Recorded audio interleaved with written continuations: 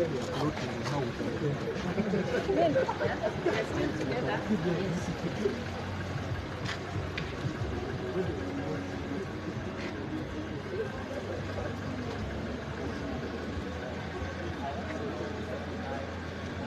think Martha wants to see where we are.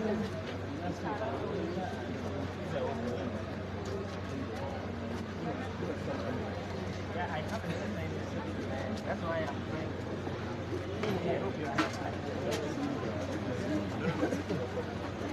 The press team will remain down. The press team will remain down. The press will remain down, please. We divided and some were left in the waiting room. Some of us went in, but eventually he has seen all the visiting lawyers who have come in as observers.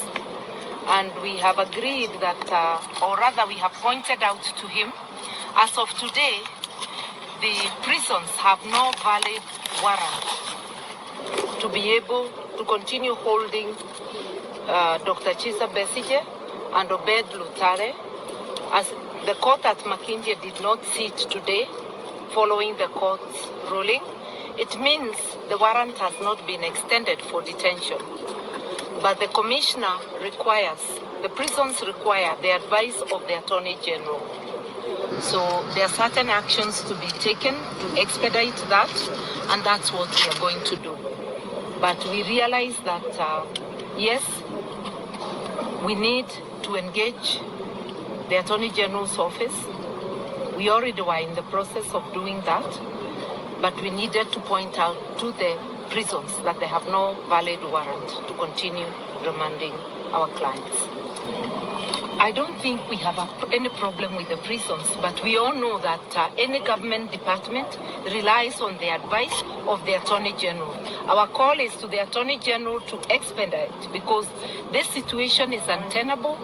Should they fail to release Dr. Besigye and Lutale today, they will be holding them illegally. Yes, we raised it and discussed it, and in his own words, he assured us that they don't want to turn prisons into a rogue force. Those are his words. A rogue force, meaning that they operate outside the law, continuing remanding Dr. Besigye, Obed Lutale and other political prisoners without valid remand warrant. Yes. Because the warrant expired today, and even if it were not to expire this morning, it had been quashed by the Supreme Court on Friday. He recognizes that fact. And he told us that immediately, because he was following the proceedings, that immediately he reached out to the Attorney General for advice.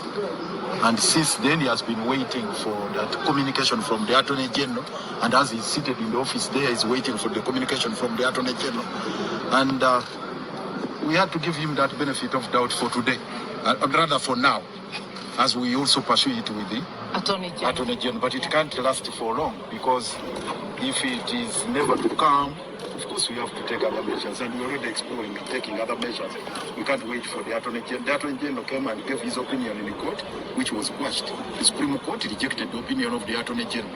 And now, his opinion on the existence of the General Court Martial, now what is left is implementation of the, or enforcement of the Supreme Court decision.